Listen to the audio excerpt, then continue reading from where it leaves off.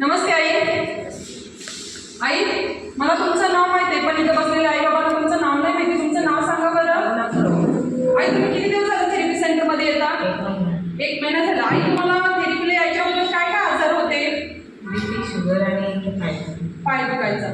आई, तुम्हाला इथं आल्यावर कसं वाटलं? फरक पडला का तुम्हाला? फरक पडला मला. आता शुगर एक आला चेक केली तरी 360 होती, 230 आहे. Very good. आईसाठी क्लॅपिंग करा. एका महिन्यामध्ये आईला खूप छान असा फरक पडलेला आहे. आई, तुमचं पुढे पायाचं जे दुखणं होतं त्यामध्ये फरक आहे का? कमी झालेला आहे. अच्छा, आणि बीपी चेक केली होती का तुम्ही? बीपी तर 130. बीपी पण 130 आहे. बघा आई, तुम्ही कंटिन्यू येता थेरपीला? कंटिन्यू येता ना? Very good. तर बघा आई बाबा, तुम्ही जर सिरियसली जर कंटिन्यू